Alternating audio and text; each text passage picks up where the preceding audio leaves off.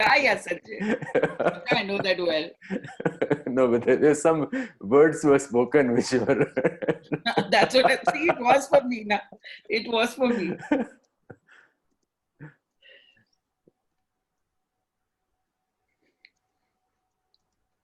So we started it. Okay, Geeta is also come. Yes, here. Anupma, you start the watch party on the group. Sure. Sure. I will just check. I think Geeta needs to be made a co-host. Yeah, I'm just doing that exactly. So, hi Geeta. Hi, good morning, Sanjay. Good morning. Wow. So we're all in, and it's Okay. so it's 11:30. I think it's time to. Recording is also on, so we all set. We good to go? So good morning, good afternoon, good evening, namaste, namaskar, pranam, adab, sat sri akal, vanakkam, as the case may be. Hi. So welcome once again to yet another session of the live chat. And today we will be talking about a very, very important subject, the breast cancer, which is one of the leading types of cancer in women. I think next to skin cancer is the most common cancer in the women now. And so we have a whole panel of experts with us who will be talking to us about this subject. Let me introduce the panel to you. We have Dr. Meenakshi Ahuja, a friend of mine. We are from the same batch of 1983 from Maulana Azad Medical College. She was the first girl I met in the college, and she has done MBBS with me. And then, of course, she did her MS from Lady Harding. I also did my MS from Lady Harding, so we were together there as well. She's working as the director of Ops and Gynae at Fortis Law Firm, New Delhi. She's also an academic secretary for Delhi Gynae Forum, a council member for Word, for Women's International Commerce Chamber, whatever this wiki thing is, And besides being a fantastic friend and a fantastic gynecologist, she's a great cook. And hopefully she'll be starting some cooking activity in our TLC group very, very soon. So I've been requesting her to start it, She's putting a team together, and I think it'll be started very, very soon. So we're looking forward to having her serve us good food in the forum, Then Dr. Geeta Kateprat is again another friend of mine from Lady Harding. She did her MBBS from Lady Harding, and then she went to MAMC, my alma mater, to do her MS in surgery over there. She is one of the top breast surgical oncologists in Delhi NCR. She's also an oncoplastic surgeon. I don't really know what it means, but I think it's to do with the plastic surgery related to oncology. She has been a fellow of the Royal Marsden Hospital, London, which is the biggest cancer hospital in this, I think, across the world. And besides being a very good doctor, she's a wonderful singer. So we're looking forward to hear her sing in the group also. Dr. Pratiksha Yadav is a very distinguished imaging specialist for breast. I think she's the first one who has done PhD in breast imaging in India. So, of course, she's MBBS, MD, and PhD with more than 20 years of experience in this field. She's working as a director professor at DY Medical College, Pune, and she has, published her research work in more than 50 publications across the world. So we welcome her on the panel. Dr. Harsha Juneja Sehgal. I hope I got the spellings right. I always mess up with her name spelling, and she pulls me up in the WhatsApp group now. She's done her MBBS and MD in radiology. She's worked in AIMS and Apollo Cradle. She runs an ultrasound center in Gurgaon, and she specializes in women and fetal imaging. So welcome panelists, all four of you on the show. But before we go on to talking about breast cancer, I'll request Anupma to tell the audience how to put the questions and the queries in the chat, or whatever, So a few basic rules for today's meeting. Anupma, please. Thank you, Dr. Dhawan. Hi, everybody. The rules are pretty simple. While Dr. Dhawan and the experts talk, all of us will mute our voices and will close the screens. We'll stop the screens, the videos. All the questions, if you are on the Zoom call with us and you want to ask a question, you can raise your hand, and once Dr. Dhawan starts asking questions, we'll get you live. If you are watching us on Facebook and if you're connected with us there, please feel free to post your questions either on Dr. Dhawan's wall or in the group where I've started the watch party. And once we've taken all the Zoom questions, one of us co-hosts will pick the questions from the Facebook walls and groups. Any other questions that remain being addressed because of any paucity of time, that we'll take up in the group where the experts have joined us, will join us, and will answer those queries. And Dr. Dhawan, back to you. Thank you very much. Thanks a lot. Cancer is known as the Raj Yog, the king of all diseases. And it still remains the king of all diseases, though I think most cancers have found a good cure and treatment, and the outcomes have become much better. But even then, it remains the king because if the mortality has gone down, but the difficulty of treatment, the pain of treatment is still persists. So treatment is not easy. And as I said to begin with, that breast cancer is the second most common cancer in women, and has been a leading cause of death in the past, but that part has come down. So the outcomes and outlook has become much better now, and it is today's subject. So first of all, what is cancer? And then let us talk about what is breast cancer. Let us start with Meenakshi on this. So, like you said, it's quite self-explanatory. Breast cancer is cancer of the breast. Cancer means it's an abnormal proliferation of cells in the body. And wherever they start multiplying rapidly and in an abnormal fashion. And they exceed their basement membrane or the lining that should be where they should be well controlled. So once the cells start spreading beyond their limitation in an abnormal fashion, it's called cancer, which may spread directly locally or go through the bloodstream and lymphatics to other parts of the body. Again, the breast cancer, the men have breasts, the women have breasts. Breast cancer has its own tissues, which are the lobes and the ducts. So if there is cancer in the lobes or the ducts, which spreads beyond the basic limit, that's called, when the cells start spreading, that's called breast cancer. So the cells divide even normally in the body. There are a lot of cells which keep dividing and proliferating all the time. So what is wrong with the cancer cells dividing? When does it become cancerous? Yeah, so when the cells start multiplying abnormally, that is that they don't have any set pattern and they grow much beyond they are supposed to, and they go kind of crazy. So that's actually what is called a cancer. Yeah, so even normally the cells divide, but they do form a pattern. They kind of adhere to the structure and to the limits, and they perform a very purposeful role thing. But these cancer cells do not perform any purposeful role. They eat onto resources, they proliferate beyond the limit, they do not stop proliferating, and then they actually eat up the normal tissue. So that's what is called cancer. What causes these cells to proliferate, or in other words, what causes cancer? So there could be a lot of things which are predisposing factors. Of course, the genetic factor is always there in most cancers. So that's it. Cancers can have a different reason. So in breast cancer, it could be just a genetic predisposition or a way of life, which puts you more at a risk of breast cancer. Having a particular gene can put you more at risk of genetic mutations. While there are other cancers, like we all know that lung cancer is associated with smoking, oral cancers are associated with tobacco chewing, and cervical cancer is actually caused by a virus, the human papilloma virus. So most cancers of the cervix are caused by the HPV. So there could be different reasons which are the predisposing factors to a particular cancer. It appears that cancers have increased lately in the past couple of decades. They weren't so common when we were doing our studying medicine and all. And though the genetics have remained the same, the viruses have remained the same, but why have the cancers increased now? This is a question many patients ask us. So actually what happens is that you must realize that lifestyles are going a little awry. All of us realize that stress is increasing. Food habits may not be the same, that normal activities which used to, so everyone needs to do an exercise or a gymming or something, which used to be like household work or routine. We always say that our parents used to walk miles to go to school. Then at our generation, we used to walk till the bus stop. Now the kids start even being dropped to the bus stop, and unfortunately, with the lockdown, they don't even need to do that.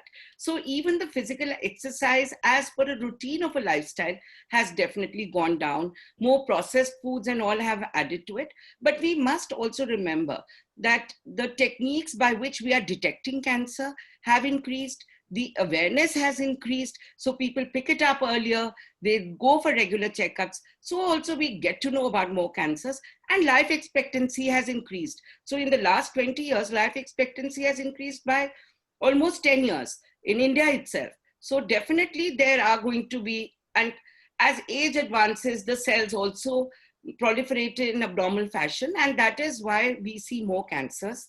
Not only the lifestyle, I would say, but definitely, and pollutants are there. Those are also predisposing factors. But otherwise, also life expectancy and early detection has given rise to a bigger rate of So cancer. both things are happening. So not only have the cancers actually increased in number or in incidence, no, but also the detection rates have increased. We're picking them up early, so we're detecting them early and we're treating them early.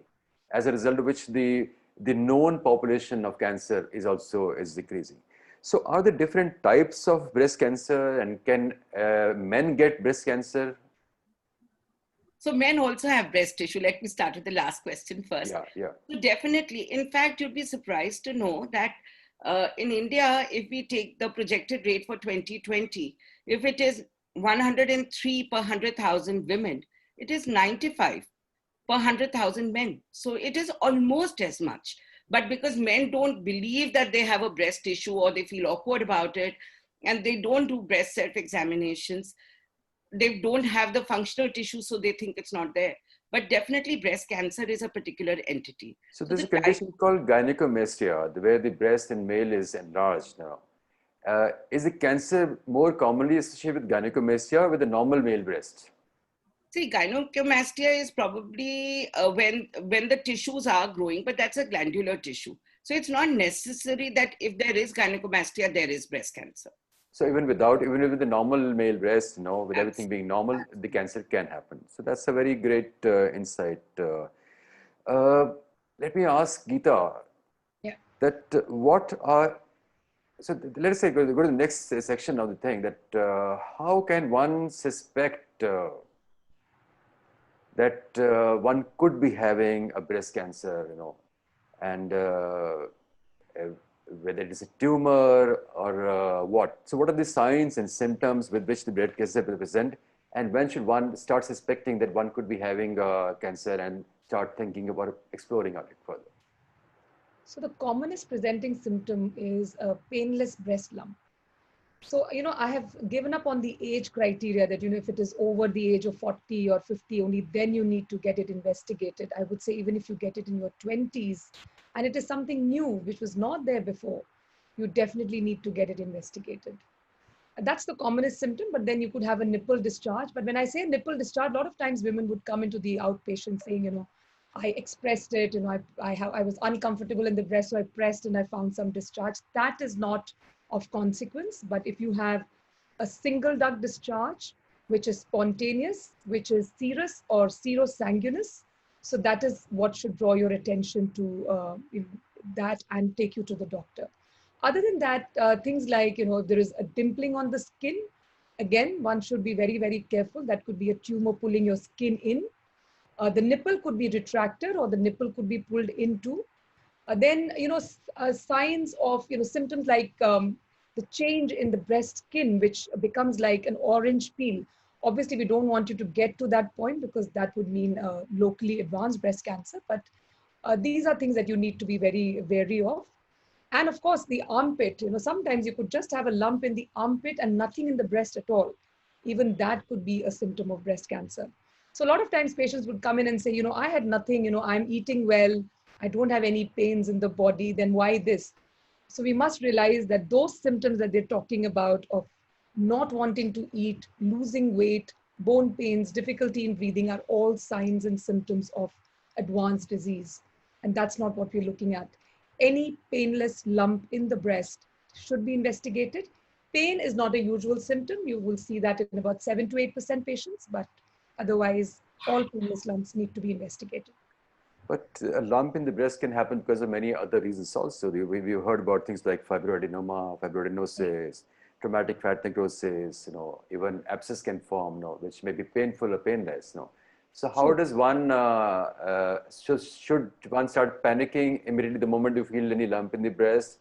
or how should one go about it? So not at all. In fact, 80% of times it'll be an innocuous lump. But how do you know? So you don't want to miss those 20%, because those 20% are the ones who are going to come back to you in an advanced stage. So it has to be, you just have to get it investigated. So go through the triple assessment bit. It has to be assessed clinically. You need to get an imaging done, which over the age of 40 would be a mammogram and maybe an ultrasound. Under the age of 40 would be an ultrasound. And then a needle test, which I would always recommend an ultrasound guided core needle biopsy, nothing less. But yes, I would not condemn the FNAC, because in areas where there is no access to a core needle biopsy or an ultrasound guidance, one should definitely look at an FNAC also. See, when the normal breast tissue feels granular in nature, and one starts imagining, one can feel small little lumps over there. So how to differentiate that? How does a person himself or herself, feel, okay, fine, this is a lump and this is not the normal tissue and needs to be examined further? So in our country, we tend to overstate the importance of a mammogram and understate the importance of a breast self-examination. But in our country, which is resource poor, and it is unlikely that we're going to have all India encompassing screening program with mammograms, I would think that your best tool is a breast self-examination. And why we emphasize so much on breast self-examination and doing it regularly, consistently, and the right way is because you get familiar with your breasts. So nodular breast may be normally, that's your normal, but how would you know? It's like driving on the same street every day. You know where the speed breakers are, you know where the curb is, you know where the tree is, you can actually drive blindfolded because you're doing it every day. But that's the same goes for the breast as well, because you examine yourself regularly on a month-on-month basis on the same day. For those who are having their periods, doing it 3 days after their periods, and those not having their periods, doing it on a fixed date, makes you familiar with your breast. And that familiarity is very important. Once you get familiar with your breast, even in the background of nodularity, if there is an abnormality, you will be the first one to know. So how can a person know the exact method, the correct method of self-breast examination? And do you think it would make sense to maybe document it somewhere somehow, or maybe take pictures of yourself and keep it for reference for future, Because the breast structure changes over a period of time with age, So can you tell us more about that? I think that's a great idea. I think I should be sharing that with the other awareness lectures that I do, because taking a picture is not a bad idea at all, because a lot of times patients do not realize that their nipples have retracted. It's gone in, but they don't know, and they seem to think that that's been the way it has always been. But had they had a picture for reference, probably they would know that, yes, this doesn't look the same like it used to look about 3 or 4 years ago. And as far as breast self-examination goes, I have a little dummy. If you want, I can show you that dummy and that's how we get the general public to, we do these touch, feel, and do workshops just to make them understand what a lump is. Please do that. Please do that. If I were to, just talk about a lump in the breast, you just imagine what it is, but you don't know what it feels like. Yes. So what we have is, this is foundation that I run with one of my patients, and we do these touch, feel, and do workshops. And this is the kind of dummy that we have. I don't know if you can see it. Can you see it? Yeah. Yes, we can. Yeah. So this is just one of them. So these pieces can be removed, and they have got a lot of abnormalities. So what we do is we teach them on this as to how to examine your breast. So what you need to do is, it has to be the flat of the hand. It cannot be poking the breast. If you poke the breast, your tips are very, very sensitive. So every lobule in the breast is a lump. So that doesn't work. So don't use the tips. And don't hold the breast tissue like that. Even that is a lump, because if you're very glandular, you will feel that feels like a lump. It has to be the flat of the hand. And when you do the examination, it has to be very, very systematic. Either you do it up and down like that, or you go around in circles like that, or you can even divide it into 4 quadrants and do it diligently. So when I say the flat of the hand, gentle pressure. So it has to be done in both lying down and sitting position. So gentle, gentle. Don't lift your hand. Don't do that, because then you're losing breast tissue. So just slide your hand. Just slide and make sure that you're covering all the quadrants. So here I can feel a little lump, here. And then I come down, I go around to the lateral half, then come down, because this is one area which is often missed. Generally, what people do is just do this, and that's it. But you need to examine the lower bit, the one that is closer to the inframammary crease, which is the hidden area and is not usually examined. And once you're done with that, you come back to the nipple and gently press. And then look for nipple discharge like this at right angles. Doing this, I can elicit nipple discharge from any nipple. So don't do this. So just do gentle press if you see anything then. This has to be, and then the second time round, if you were to lie down, then you have to really apply more pressure. Light pressure will bring to notice the lumps which are closer to the skin, but the ones which are closer to the chest wall, you need to apply that much more pressure to be able to, and just slide your hand. Don't lift your hand when you're doing the breast self-examination. So this can be done very easily when you're in the bath, and you can, especially when you apply soap, your hand tends to slide better over the breast, and if there is anything abnormal, you will be able to pick it up. So what should be the routine? How often should it be done, and at what age should one start looking for these things? So start as early as possible. After the age of 20, you are well within your right to examine yourself, because at that time it is going to be very, very nodular. You are going to confuse it with a lot of things, but then as you grow older, you're getting better at looking at yourself. So you must start as early as possible and do it once a month. Like I said, for those having their periods, 3 days after their periods, and for those who are menopausal, one fixed day. It could be the first of the month or a day coinciding with your birthday or your anniversary, whichever you like. Okay. So you mentioned about the mammography word. So let me ask Dr. Prateeksha what is mammography? What are the protocols, and how often and when should it be done? Yeah, so mammography is basically the X-ray of the breast. But the technique which we use and the radiation which we use is very different from the chest X-ray. So it is not the same machine which we do the X-ray of the breast. It is a different machine with a different technique, and everything is different. This mammography machine is customized only for the breast radiograph. So there are basically two types of, or we can use the mammogram like two types. One is the diagnostic mammogram and the other one is the screening mammogram. The same machine, same technique, only the terminology used for that screening mammography is only for the asymptomatic patient, asymptomatic women, which are just for the screening. And the diagnostic mammogram is the women who have some symptoms like any kind of lump is there or any abnormal discharge, as Dr. Geeta said, that the spontaneous bloody discharge or any serious sanguineous discharge. So irrespective of any age, we can use the mammogram in the symptomatic patients. It is not that the patient is young, so we cannot do the mammogram. If the symptom is there, if the patient is having the suspicion, clinical suspicion of the cancer, then definitely go for the mammography, because mammography gives the microcalcification and some of the imaging signs which cannot be detected on the ultrasound scan.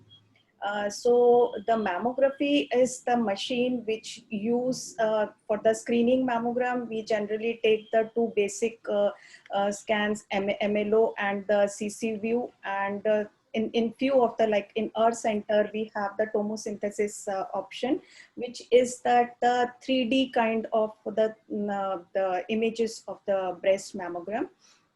So in those centers which have the facility, that also we can use. The other mammogram is that the diagnostic mammogram, which needs sometimes, depending on the abnormality, we need some extra imaging techniques to get it more clear about the lump or the any other abnormality. then something about the tomosynthesis. Tomosynthesis is the newer technique which is applicable in the mammography technique. It has the tube of the machine is rotate in the 15-degree both side, and it take the multiple sections through the breast. And after that, the computer is reconstruct the images as thin as 0.8 mm. Means it is the less than 1 mm thinner 6 sections. So the chances of missing any abnormality is very, very less. So the smaller lesion which is hidden in between the overlapping tissues like that, or if it is very posterior and if we cannot see on this, that the wider angle of the tomosynthesis that we can see in that. So these are basically the mammography. So when should one start with this? How and how often should it be done? Like Dr. Geeta said, that self-examination should start at an early age. And but when should one start with the mammography, and what is the protocol for that? For mammography, actually in our country, there is no guidelines. We don't have any guidelines regarding the when should it start and when. But if we follow the means, usually that the most of the bigger centers and good hospitals, they follow the American guidelines. So according to the American College of Radiology, the women after 40 years of age should start the screening mammography. But as I said earlier, that if the women have symptoms even the less than 40 years, they should go for the mammography. The other thing is that since how many years or in it's how frequent it should get. That the other thing is again there is no clarity in our country. But as per the American College of Radiology, they suggest every year. But here I want to get attention of the thing is that we noticed in our country, means that the Dr. Geeta and Dr. Meenakshi and my friend Harsha also agree for that, that we are getting more younger patients in our country. According to means that in some studies, they 1 decade earlier than the Western population. So the thing is that it's really need to set some guidelines, but sadly we don't have any much of the strong data itself. That was the reason I decided 5-6 years back that I will do some PhD research in this the topic, which is not getting much of attention in our country. So that was the reason I started some research in that. And no, not much data is there. So that is also. So what could possibly be the reasons for early occurrence of breast cancer in India? There might be some factors like the early age of puberty or early age of menarche in our country, because these cancers are hormone dependent. So there is one the logic behind that. Some other factors like the environmental and obesity also in our country, which is very common lifestyle factors. And uh, actually this is a large area of the research which we need to do at the exact cause and what the age difference and why it is happening. So, but the hypothesis behind that are this, and that Dr. Geeta may add something like that she wants to. A couple of things more about mammography. Is it painful? Yeah, many women sense like that it is painful, and because of that they don't go for the mammography. However, like as we compare the newer machines with the previous one, yes, little bit of compression because it needs the compression. So might be some uncomfort feeling or some mild pain to some of the ladies. But nowadays it has means that these machines are made to keep all those factors in the mind, and all those things have changed. Now very little pressure can be applied, and it is no pain at all. It is only that How about the radiation exposure? Radiation, this is also one of the thing that many ladies in have their mind, that radiation is not good, but the mammography machine, very minimal radiation, very soft radiation, and it is lesser than the outside background radiation. Means it once a year only around 0.4 millisieverts radiation, which was used for the both breast mammogram, and the background radiation is more than that. Geeta, I think you want to add some point about the early occurrence and other things. No, please Yeah. go ahead. So, one of the reasons is also because our country is a very young country. You must realize that about almost 70% of your population is under the age of 40. So obviously you tend to see more of young breast cancers. So we were in a discussion in a forum last week only, and we had all collected our data, and we had about 10,000 patients under the age of 40, and we realized it was about 15%. I mean, if you put it all together, about 15% of our women under the age of 40 do get breast cancer, but that has got something to do with the denominator also. So it's not just. So would you recommend to start screening mammography at an earlier age? See, like at Max, we're doing it starting at 40, and we're recommending once in a year. But if in India it's occurring, say, a decade earlier on, so should Indian women go for mammography screening earlier? So, the reason that we don't do mammograms is not because we can't do it, or you cannot subject a 30-year-old to mammogram. It is just that you don't get any information out of it. Young breasts are very dense, and what you see is white. So you try to pick up white against white, that doesn't happen. So as you grow older, your glandular tissue, which looks white, gets replaced with fat and becomes gray. So a white against a gray background is easy to pick up.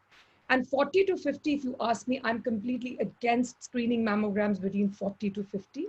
And the jury is out also in the US, where the US task force says not before 50. And the American College of Surgeons says, okay, 50, after the age of 40, you should be doing it every year. But you must realize the maximum number of interval cancers happens in the 40 to 50-year age group, because that is where the aggressive cancers happen. So you may be doing a mammogram, a screening mammogram today, and you could be developing a breast cancer 6 months down the line. So, this false sense of security that, I've done a mammogram, I don't need to do anything till next year, and not doing a breast self-examination, not looking for things, is something which is not a desirable situation. I would say mammograms not before the age of 50. And I think for our country, the recommendation of the UK works better. In the UK, they start at 50. If you do not have a high risk, they say every 18 months. And if you have a high risk owing to a number of breast cancers in the family, or then that is when you would do it every, if there is no family history, then you would do it 3 years. If there is a family history, you would do it every 18 months. So that is what probably works well for us. So my logical next question, which would go to Harsha, is that does ultrasound have any role to play in screening, and can that be used at an earlier age instead of, say, mammography? Harsha? Yeah, sure. Ultrasound has got a role, especially in younger patients, less than 40 years of age. As Dr. Geeta has told, that younger patients have dense breast, and dense breast mammography doesn't pick up the lesion because it is white against white. And even in pregnancy also, we have seen breast cancer even in pregnant patients. So in case we need to do any breast imaging in pregnant patients or breastfeeding patients, we have to do ultrasound. And then ultrasound is also indicated in high risk patients when the screening is we want to do screening a bit early. Then ultrasound also as an additional imaging modality. When mammography, we see a lesion and we are not sure whether it's cystic or solid, then to differentiate whether it's a cystic mass, cystic means fluid filled, or it's a solid mass. And ultrasound is also, as an helpful for image guided biopsies and FNAC or aspiration of breast abscess. So all these cases, ultrasound is very important. It's not painful at all. Some as Dr. Pratiksha told, that compression may be uncomfortable for few women, and they are afraid of going for mammography. So ultrasound can be used as an alternative for them. So would you recommend that maybe women in the age of 30 and all should start with the screening ultrasound once in a year or so? See, India, it's very difficult to convince people. But yes, if you can afford, you can go for it because it's totally safe. It's easily available, relatively not very costly, and not painful. No radiation. So it's just a comfortable process. You no preparation required. You just go get a scan done and come back. So yeah, we can start it if we really want, because as Dr. Geeta also told that breast cancer starts early in India. So yes, we can consider. Okay, that's interesting. And so the next part is that what are the risk factors and how to prevent it? Geeta, So, why are some women more at risk than others? So if you talk of risk factors, there are modifiable risk factors and there are non-modifiable risk factors. So if you talk of the non-modifiable risk factors, the biggest risk factor is the fact that you're a woman. It is in itself a risk factor. But other than that, the non-modifiable things are if you're born into a certain family, there are, which has got several breast cancers, obviously your risk goes up. Then genetics is again something that you cannot change. If there is a mutation which has been passed on to you, or you develop an independent mutation, that is again something that you cannot really modify. Then things that you can modify are things like, when to have your children, because breastfeeding has been found to be protective. But we have found evidence to the contrary in our country, because 80% of our patients who have got cancer are those who've breastfed. So I don't find a relation to breastfeeding, but yes, that is one of those things. But the most important thing that, the risk factors that you can modify are to do with your lifestyle, because breast cancer is known to be a lifestyle disease, which includes what you eat, the environment. If you can change anything about your environment, that is something that you should be doing. So when you say eating right, again, you don't know whether you are eating right or not. You could be having a platter full of fresh vegetables and fruits, but you really don't know what is the amount of insecticide or pesticide that has gone into it. So we are actually caught in a quandary, because we really don't know whether we are doing those things right. But I think our focus has to be on ensuring that we clean our vegetables and fruits right, and then have those, plus exercise. Exercise has been found to be a huge differentiator, especially even in women who get breast cancer. But those women who've been exercising before the disease and continue to exercise afterwards have better outcomes than those who do not.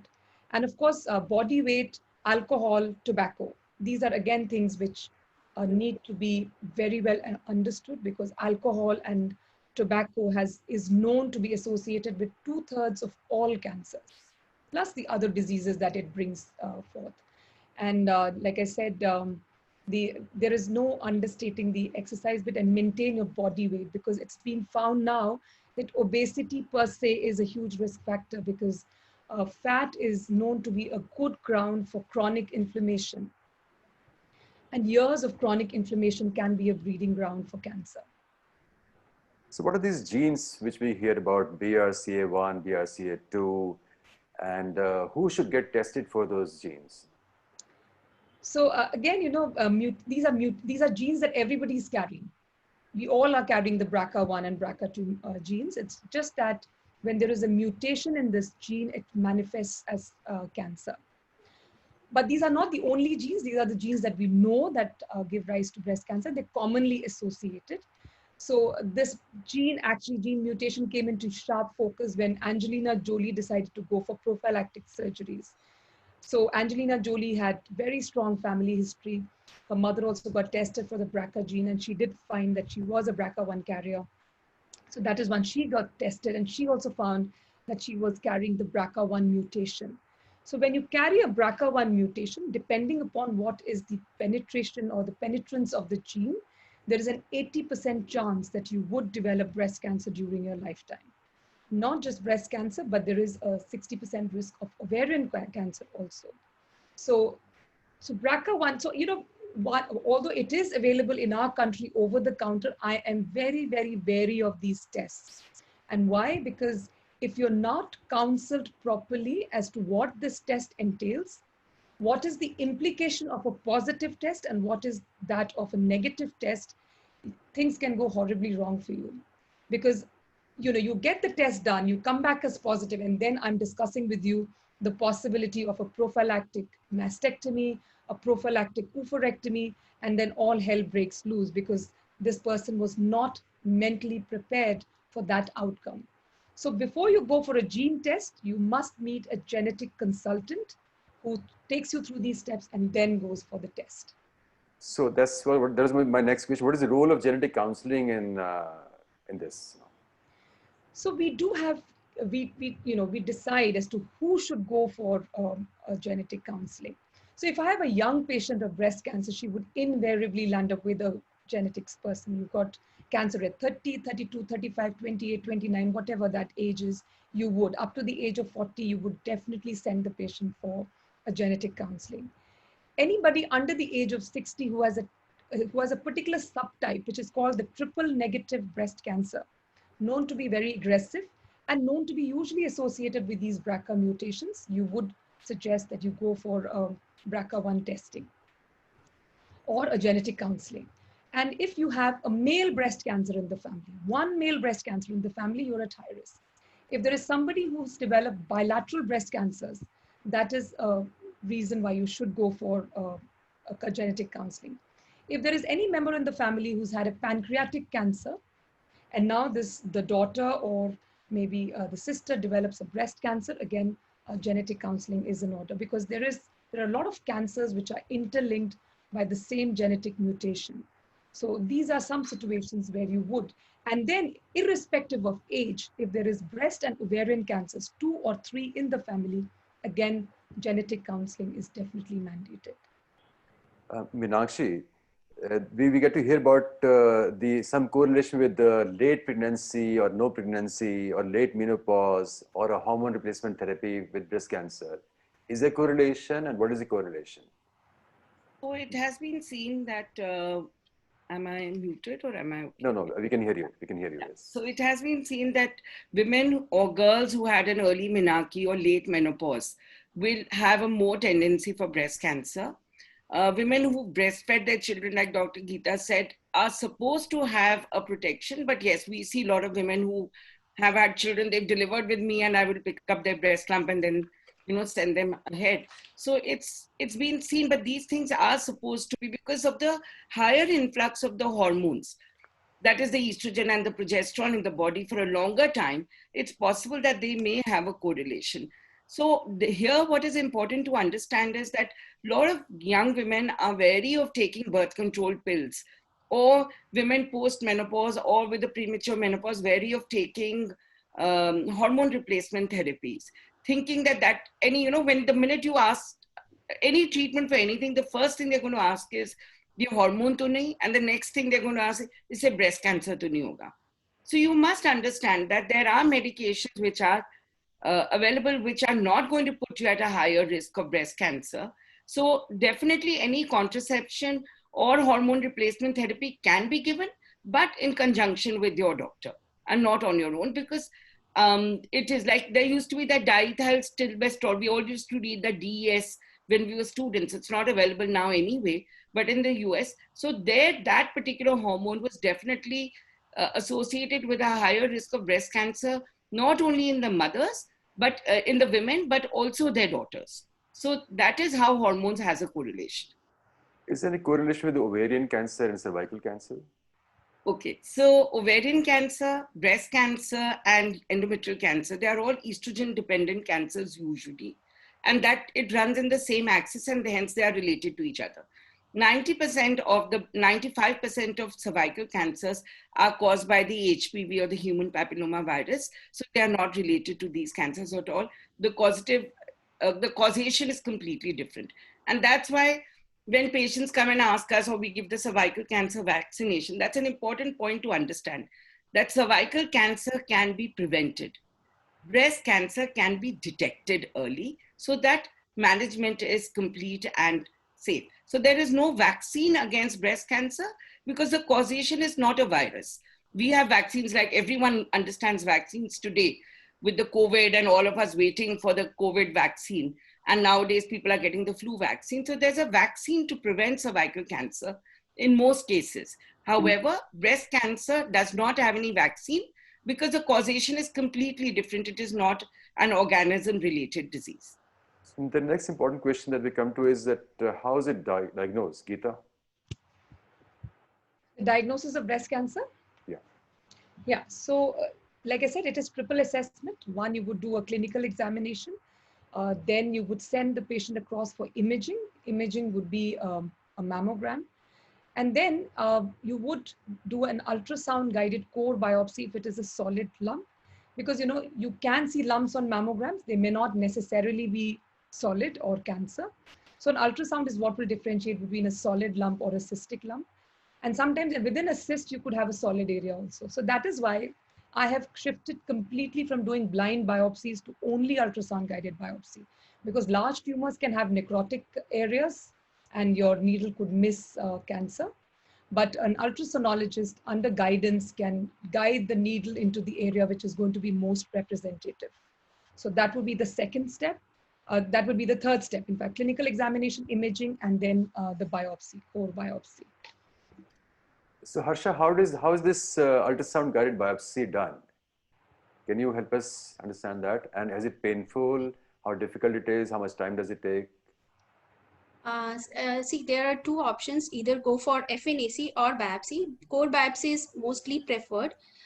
In FNAC, you just insert a needle, which is even, you know, like introducing a taking a blood sample. It's very thin needle we use for aspiration. But biopsy, we have to put a cut, and then we have to, through a gun, we take some tissue. So it is a bit painful. They give, like we generally used to give local anesthesia on the point where we want to take. And as ma'am mentioned, Dr. Geeta, that we have to be sure that the needle is going through the solid component of the mass, because that is very important. If you just aspirate the fluid, it's not going to help. So it's always better to, you know, hit the needle, the solid part.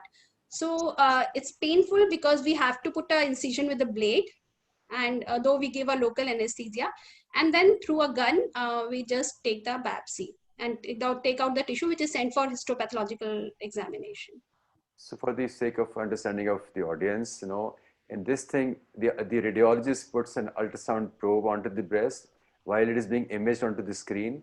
The surgeon or the oncosurgeon would gives anesthesia in this area and then make a small cut and go through with another instrument. It take out a small tissue from the mass, you know.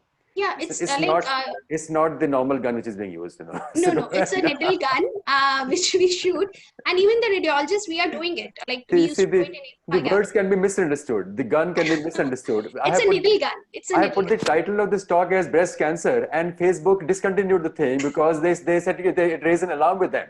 Guns. But, you know, so I had to restart the live streaming again. I don't know if they're still working or not. So we have to be very, very careful in using the words over here, you know. Yeah, Sanjay, the interventional radiologist is equipped to do, you know, ultrasound guided biopsy. They don't need the surgical oncologist. In fact, actually, off my head. And the other thing is, you know, the core biopsy is less painful than the FNAC, because FNAC, you're not putting any anesthesia. And the core biopsy, if you do a good local anesthetic, the patient is absolutely comfortable, no pain at all. So Geeta, what are the other tests which are done? You know, are there any tumor markers and things like estrogen, progesterone, HER2, proliferation factor and stuff? What are the other tests which are done for diagnosis? So now we're actually moving into the treatment bit, because you know what you mentioned, ER, PR, HER2/neu, Ki67. These are certain markers that, or receptors that we do on the tumor, the biopsy or the final specimen after surgery. So this information is very, very important, because that tells me a lot now, because now we do these receptors on the core biopsy specimen, because a patient could be having a 3-centimeter tumor. She may have a node, may not have a node, but if she's triple negative meaning ER negative, PR negative, and HER2 negative, aggressive tumor, I would put her through chemotherapy first and not operate as I used to about 3 or 4 years ago. If she's HER2 positive, again, she is a candidate for targeted treatment, which is trastuzumab, pertuzumab, a whole lot of combinations of various drugs. So that can be initiated early. And why? Because After giving these drugs, if I were to operate and the pathologist were to tell me, look, she's got a complete pathological response, that makes me very happy, because it helps you prognosticate the patient in the sense that if she does have response, you would imagine she would do well in the future. If she's ER/PR positive, it essentially means she's hormone sensitive and she needs to be on hormonal treatment after completion of chemotherapy. So basically, these tests and these markers help us decide that how aggressive is the tumor, and whether any medicines or hormones can help or not help. So when you say the ER, PR, and HER negative or triple negative, that means this tumor will not respond to hormone treatment and is a more aggressive form of a thing. It may require a targeted treatment and more surgical intervention. How do you stage breast carcinoma? Or is staging important or not important? Extremely important to stage the disease, because stage is also related to how you prognosticate the patient, and also stage also tell you how the patient is going to this is the whole idea, whether it is a stage 1 or a stage 4, the outcomes will be completely different. So when you say stage 1, it's a small tumor, less than a 2-centimeter tumor, which is confined to the breast. If it is a stage 2, it is between 2 to 5 centimeters with maybe a N1 lymph node. When we say there are about 3 lymph nodes involved. Stage 3 meaning locally advanced breast cancer, meaning there is edema of the breast, or there are large lymph nodes, or there is supraclavicular lymph node, or there is an internal mammary node. That's stage 3. And if it is stage 4, it has gone to the other organs, where which could be liver, lung, bone, brain, peritoneum, wherein you would the intent of treatment changes completely. Till stage 3, the intent of treatment is cure, although the percentages of cure does come down as the stage progresses. But once you're stage 4, your intent is control. But now with the kind of treatment that we have, we are seeing a lot of stage 4s also doing extremely well, especially those ones who have only bone metastasis. So that brings us to the next section, which is the most important thing, that how is it treated? And what are the various treatment options available? How easy or difficult is the treatment? Is it painful? How long does it take? Geeta, please tell us all about that. So, the treatment, even before they start treatment, people come with this notion, yes, it is going to be difficult, and it is going to be long, and it is going to be very, very expensive. So all these bits and parts are true. But like I said, if it is early detection, you get lesser treatment. You get more, optimum treatment in the sense, in terms of body image and everything wise. It is easier treatment. So the various modalities of treatment, which I will not put into sequence, I'll just tell you that it is surgery, chemotherapy, radiotherapy, hormonal treatment, targeted treatment, and in late stages, even immunotherapy, because that's the new kid on the block. So if you talk of surgery, gone is the time when mastectomy used to be the only option. In fact, till the first 60 years of the last century, radical mastectomy and then modified radical mastectomy used to be the norm of the day. And in the last so many years... So for the viewers' benefit, mastectomy means the removal of the breast. The entire breast. So earlier, when they said radical mastectomy, it used to be removal of the breast with the muscle underneath, which is both muscles, pectoralis major and minor, all the lymph nodes. And the more extended radical people used to remove the neck nodes and the internal mammary nodes. But then they stopped and they said, look, this is not a local disease. This is a systemic disease, meaning it has the potential to spread even before you know. So you could have a tumor which is more than a centimeter, and it could have already thrown micrometastasis into the circulation. So once it was defined that this is a systemic disease, they started de-escalating treatment, local treatment. And that is when they realized that breast conservation with radiation is equivalent to a mastectomy or a removal of the breast. So when I say breast conservation surgery, it essentially means that you take out the tumor with normal margins of breast around it, and you address the armpit or the nodes with a separate incision, and we do a sentinel lymph node biopsy. I'm sure you've all encountered women with big, thick arms, swollen arms, which happen as a consequence of the treatment that we give, which is axillary dissection, wherein 20 to 25% of women in their lifetime, it can happen anytime. It could happen 6 months, it could happen 20 years after your surgery, where they develop these swollen arms. But sentinel node biopsy has changed all that too. And the incidence of lymphedema or arm swelling up has come down to less than 5%. But that is something you can offer to only those patients in whom the disease has not spread to the lymph nodes. So that is used as staging, but you're not removing all the nodes. You remove 4 or 5 lymph nodes. And you're preserving the breast. And add to preserving the breast, you're restoring shape also. So that is where the oncoplastic surgery bit comes, wherein you use, either you mobilize the breast itself or you use tissue from the surrounding, which could be skin flaps from the part of the axilla, below the axilla or the back. And you can even do, if suppose you're not a good candidate for breast conservation, then you can have a mastectomy with reconstruction. Reconstruction meaning restoring shape with either your own tissue, which could come from your abdomen or the back, or if you don't have enough there, then you can use muscle with an implant to restore shape. So that is the surgical bit. Besides the surgical bit, the next thing that you would want in a patient, like I said, most patients who have tumors over the size of 2 centimeters would require chemotherapy. Even today, 80 to 90% of women would require chemotherapy. So chemotherapy is about 5.5 to 6 months usually, or it could be lesser if you, depending upon the number of cycles.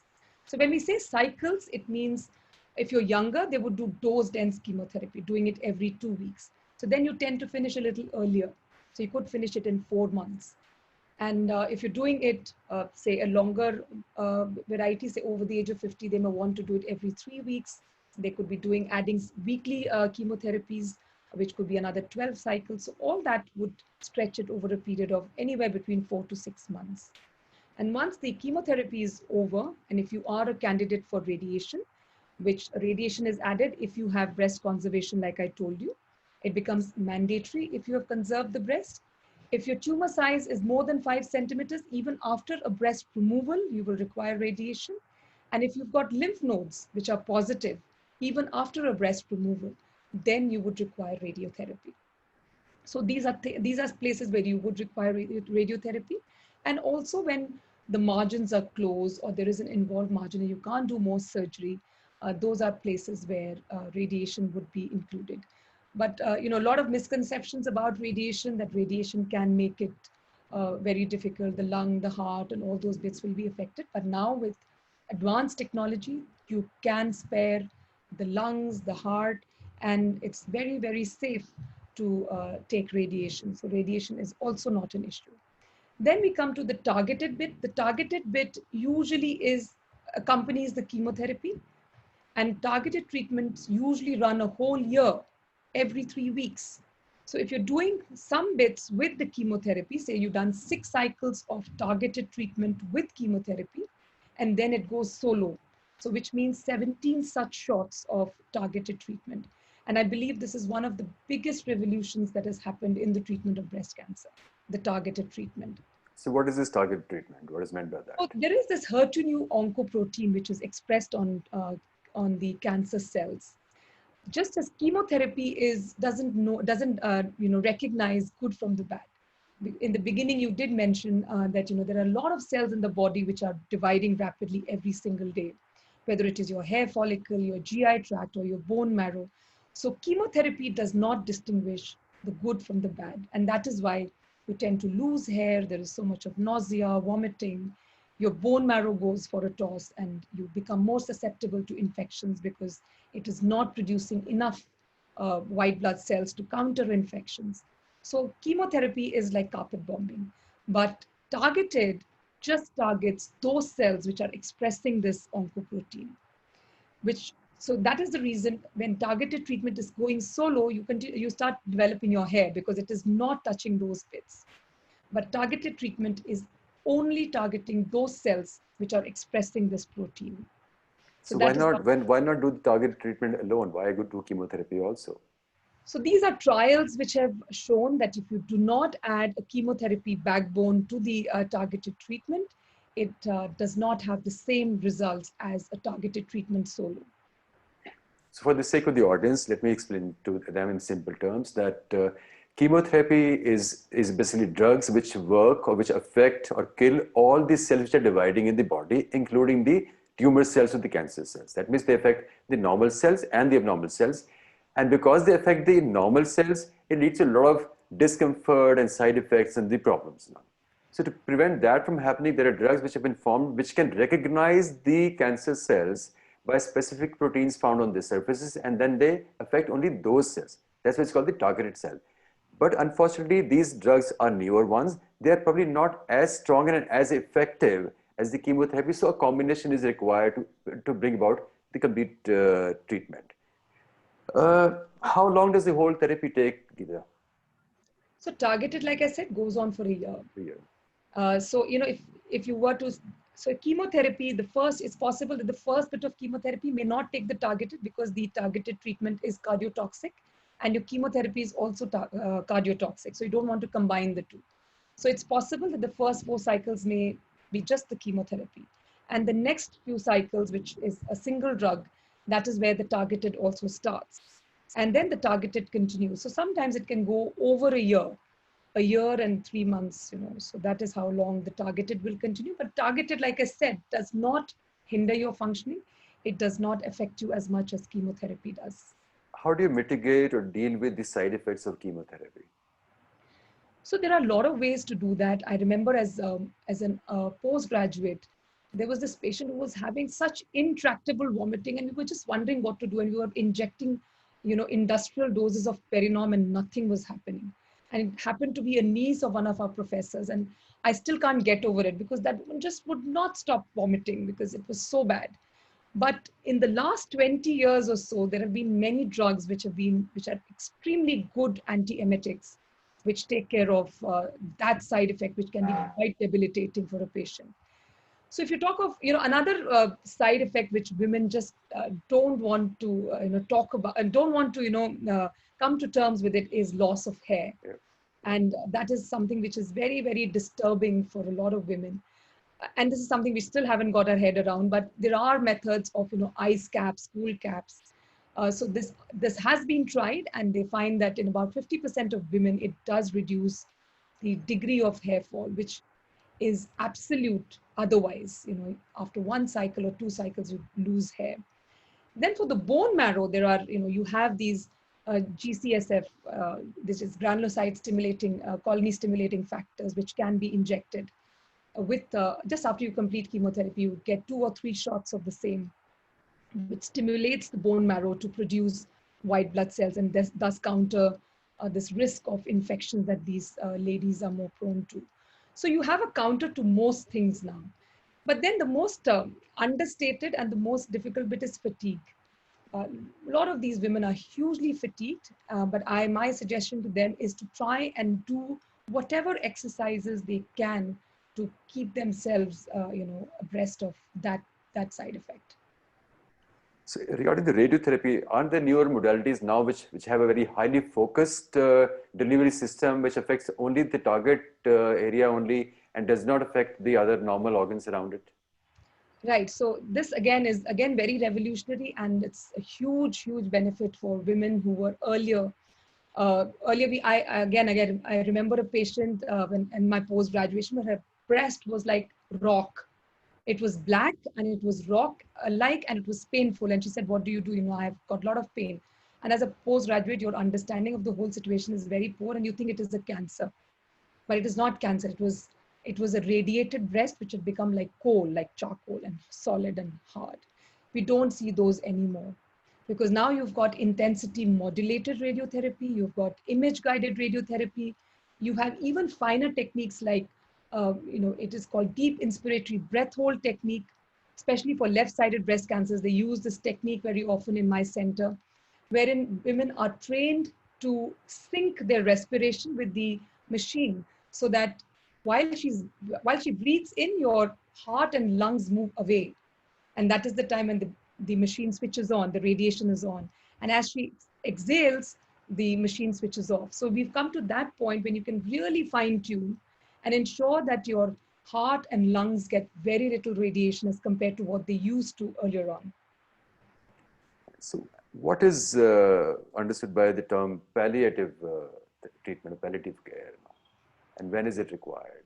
So again, I'm not the expert on palliative care, but I think, it should be more, you should be talking more about supportive care than palliative, because palliative has got a lot of negative connotations to it, because it seems like you've almost given up on the patient. But again, supportive care should kick in early, especially when you know that this is a locally advanced breast cancer too, because that is where you need to make all the difference, because that is where a patient could have issues with pain, with eating, and you should start these processes earlier than later, because once the patient is in the situation, how much you're able to help that person effectively is again a thing of doubt. So the palliative care specialist takes care of the nutrition, because nutrition can be an issue. Pain is again something that we push under the carpet, but there are very, very effective methods of dealing with pain, especially in those who are terminally ill. And sleep, because again, sleep is another thing that, which can depress or put the patient off completely, so that is something that the palliative care specialist takes care of. And also end of care discussions, which something we don't discuss very much in our country. My idea of bringing in this question was that palliative care should not be taken as the end stage care. It should be as an adjunctive therapy, which should start much earlier on, so that the patient's treatment part is comfortable. That Right. brings us to the question of that what outcomes to expect, in a particular case. So if you talk of outcomes, again, it is stage related, but then tumor biology has come to play a big role in prognosticating. So if you look at stage 1, we would say that about 10% of patients, even in stage 1, would recur. But if you look, the whole reason of this exercise that we want to detect things early, like our radiologists have already mentioned, screening mammogram, where you can pick up cancer in stage 0, wherein you just have these microcalcifications which are visible, there is no mass. That is the time to treat those patients early, and you can get a 98% survival long term. But if it is stage 1, 10% of your patients will fail, irrespective of whatever be their subtype. And as the stage goes to stage 3, only 50% of patients will be living without disease at 5 years. So, stage 3 is when things do start going wrong. And when I talked about tumor biology, a 1 centimeter triple negative breast cancer is worse off than a 5 centimeter ER/PR positive disease, a hormone sensitive disease, because a hormone sensitive disease is slower growing as compared to a triple negative breast cancer.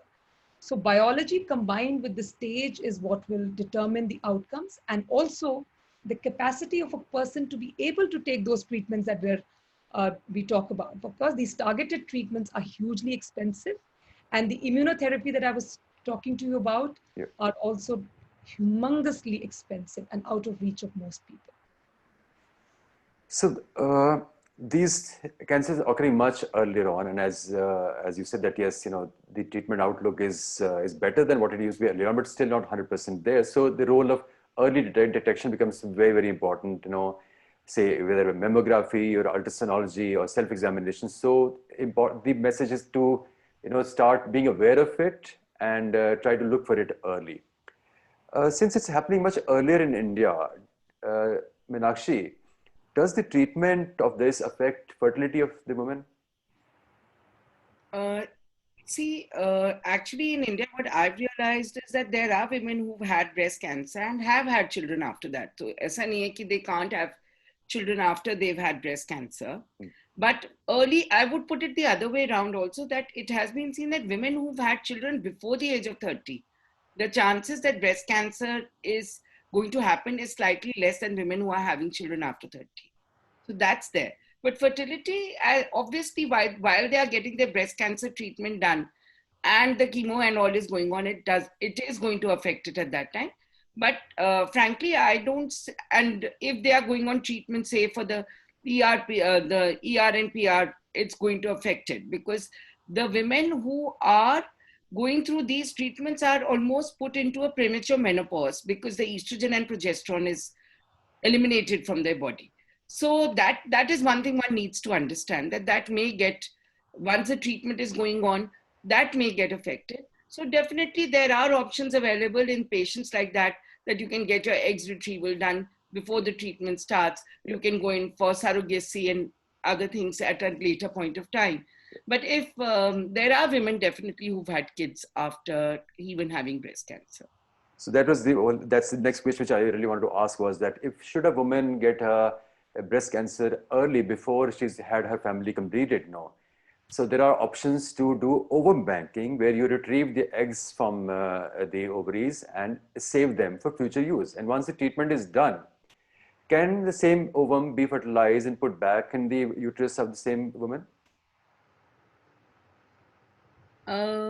I guess, yeah, I see, unless she is going through treatment, because actually if you are going through the estrogen and progesterone, the ER/PR treatment, and you are subjected to a premature menopause, we can't give you hormones to support your lining. In those cases, surrogacy will need to be used. So usually surrogacy is what these patients would go with. But after the treatment is done, say after a couple of years or so? Yeah, I think so. There should not be a problem. So Sanjay, we do encourage women to go for, see, embryo preservation is better as compared to oocyte preservation, because the chances of pregnancy with oocyte preservation is somewhere about 15%. But with embryo preservation, it goes up to about 30%. And so we have been that doing would be in all cases. For anyone who's preserving their eggs, if she's married, she should preserve her embryos. And if she's unmarried, she preserves her eggs. That's a standard dictum for everything.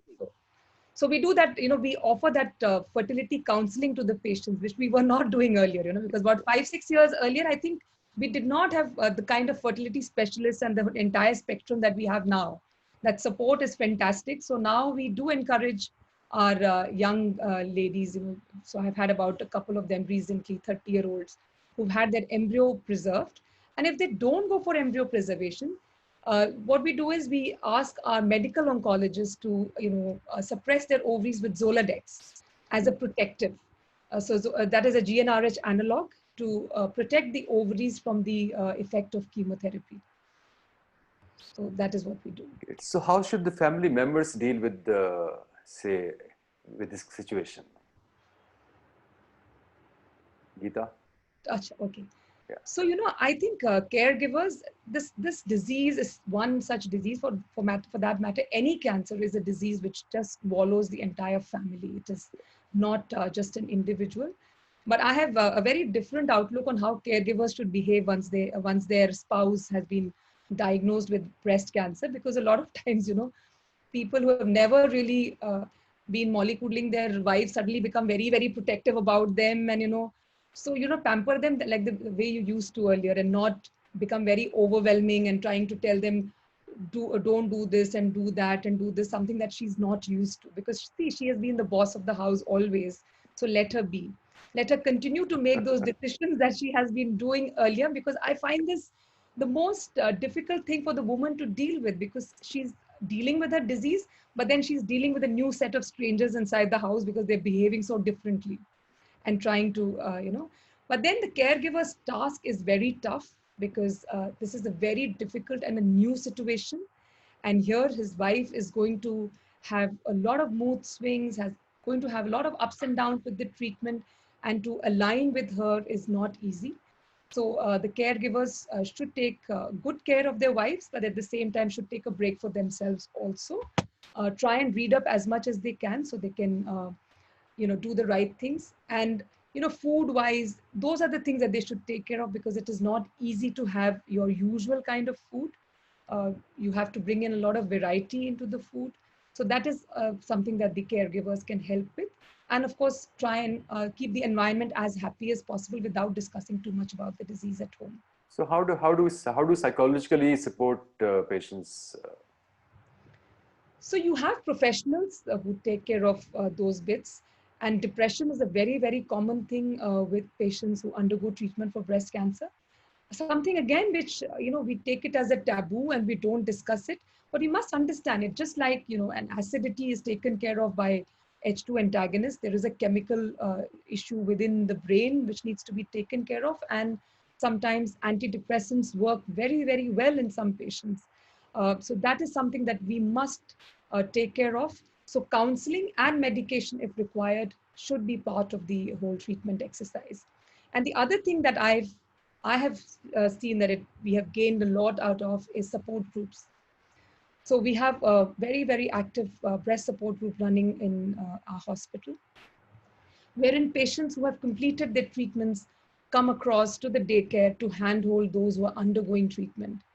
And whatever I may say, oh, well, you're going to be fine, absolutely well. After this, you're going to be living a more than, better than normal life. They like to see it and hear it from those who've been through that treatment. And so that is where the support group helps hugely and keeps you in a good frame of mind. Great. So now that we are coming towards the end of the session, I'll have a final take-home message from all the panelists, starting from Harsha. So this October, let's all of us take a pledge that we'll go for screening mammography. We'll encourage our friends, mothers, sisters, daughters, everyone for the same. Because, early detection is the key for breast cancer. We can't prevent it. We can just detect it early. Even earlier, even when after 2 to 3 years, when you will feel the symptoms, before that only you can detect. So early detection is the key and screening is must. Okay, Dr. Pratiksha? Yes, I agree to Dr. Harsha, but the screening is depending on the age. So self-examination is the best way, and self-examination should start as early as possible, especially for the high-risk group. And for the high-risk screening, there are some other ways also. We can use because as in the younger age, the dense breast is more commonly seen in the mammogram. So in the high risk group, we can use a MRI for the screening also. So there are some other ways. The advantage of the breast MRI is that it uses the functional techniques, so that the function of the image, the lump is also depicted in the MRI. So we can differentiate the benign and malignant. And the mammogram should start after the age of 40 years, and ultrasound is very, very safe, and anyone can go and get it ultrasound whenever they are in doubt and get the clinician suggestion and the mammography. And it is an interdisciplinary approach with the radiologist, clinician, surgeon, as well as the pathologist sit together and decide the management. Geeta, what do you say? So my message is the same, that it has to be early detection. And if there is if you're planning to give gifts to your loved ones who are hovering around the age of 45, 50, 55, make sure it's a mammogram, because Diwali is around the corner and this is October, Breast Cancer Awareness Month. I would say that you should gift a mammogram to your loved ones who are around that age group. Great. Meenakshi? Yeah, so my message is that everyone should be doing their regular breast self-examinations immediately after their periods, and say on the first of every month if you're menopausal. Every breast lump is not cancer, so don't get scared to see the doctor. But remember, when you will see the doctor, she will examine, probably reassure you or guide you, but you will need an investigation after that. But please remember that getting mammos done on your own and ultrasounds, maybe ultrasound, but mammo is an investigation, which is a film. So always remember that with that, you need a doctor's counseling also. So at the same time, the breast self-examination and an annual clinical examination becomes a must. Do remember to get your pap. I always take this opportunity to remind women of other cancers also. So you must remember to get your regular pap smear also done.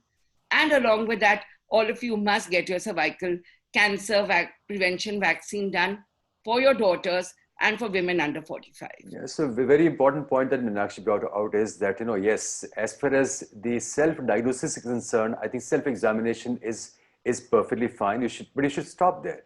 The moment you want to go to the next level, you must meet a consultant, meet a doctor, whether it's your gynecologist or a surgeon or an oncologist. No, a doctor can actually help you in a lot more ways than the tests can do. Tests are only secondary. The doctor can guide you with what test to go for and what does the test mean in your case. Each test may mean differently in different situations. No? So never bypass a doctor and go get a test done straight away. Always involve a consultant. It's very, very important message. Are there any audience questions, Anupma?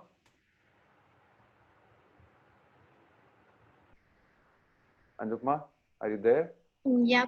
No, so we have just one question which the experts have already broadly answered, but I'm still going to raise it. So, do men get breast cancer? Maybe you guys want to support it with you broadly explained that they do, and while they just assume that they don't So, have okay, so, breasts so because men I do think get you've breast answered that. cancer. I think I'll phrase the question in a different way to yeah. Geeta.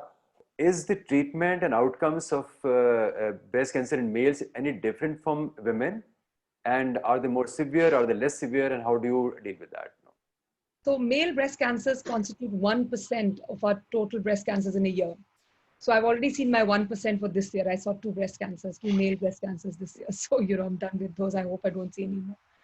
So, so the reason why we say the male breast cancer can be a tough cookie is because they don't have much of breasts. So invariably, the tumor tends to reach the muscle earlier than it would in a woman.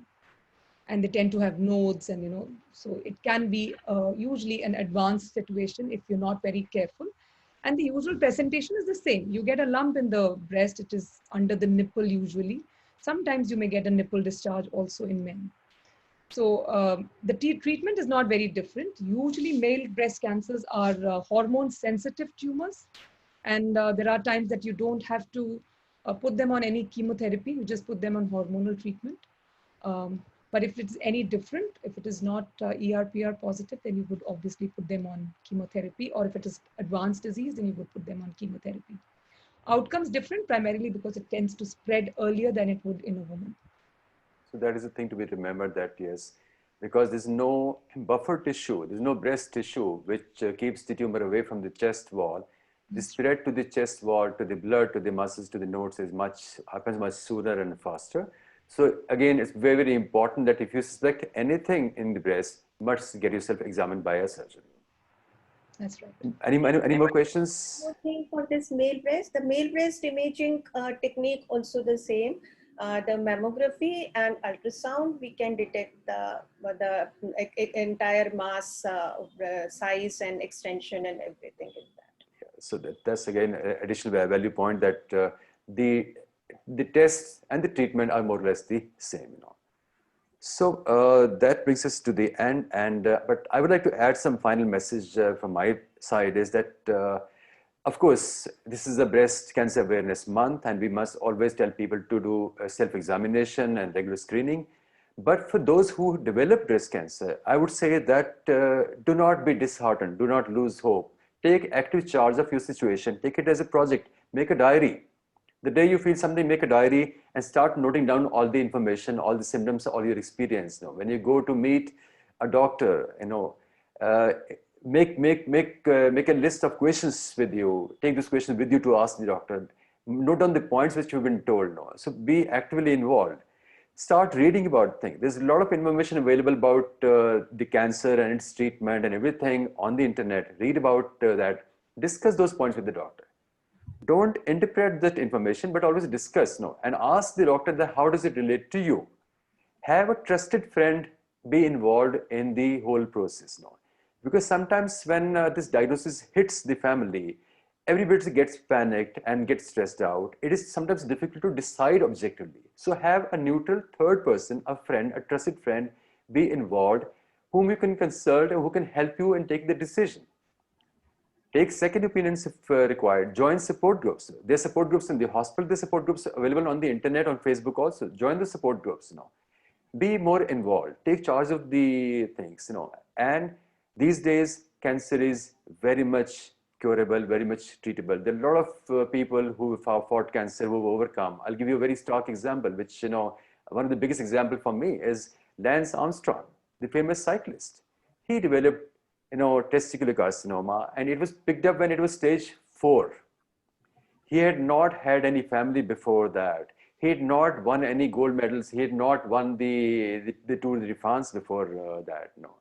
But he took charge of his situation. He went through the entire thing. He even he was sperm banking thing. He went through the whole treatment. He came out of it. He started training after that, and after that he went on to winning 7 Tour de France, which are the topmost titles in cycling in the world. So it's important to take charge of your condition and do not lose hope, do not lose heart. If you're faced with cancer. and be aware, be informed, and be at it. No? So I'd like to thank all my experts over here, Dr. Meenakshi Ahuja, Dr. Geeta, Dr. Pratiksha Yadav, Dr. Harsha, for coming onto the show and sharing all the valuable information and their knowledge. No? And I'm sorry I could not give enough time to our radiology colleagues, Dr. Pratiksha and Dr. Harsha, but because it's been more of a cancer thing, less of a diagnostic thing, maybe in the next time, in the next show, we can do more of radiology related stuff. So thanks everyone. Thanks Anupma. Thanks Manpreet for helping in the background. Thank you the audience for being, for listening over here. And thank you for being part of our group. The live chat is again a very buzzing group because of all the activities. If you have any comments, any queries, any questions, please put them down in the comments below the video. We'll be happy to answer them. And any other subject that you want to know more about, you can write to us. And stay active, take care of your health. Lifestyle was emphasized by all the experts. So work on your lifestyle. Try to live a very active life. Exercise is helpful for not just warding of diabetes and obesity, but also other diseases also. So follow what Dr. Koshki is doing in our fitness section. So be active. We're coming up with more interesting activities on the group. Dr. Girish Pandit is starting the home section now, which is very, very interesting. We're looking forward to that.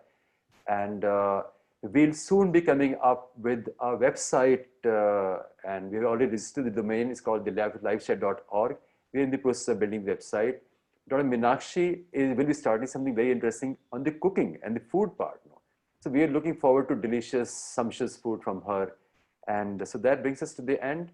Thank you very much. Thanks everyone for being here, for being part of the group. Thank you, Sanjay, for the opportunity. Thank you. Thank you.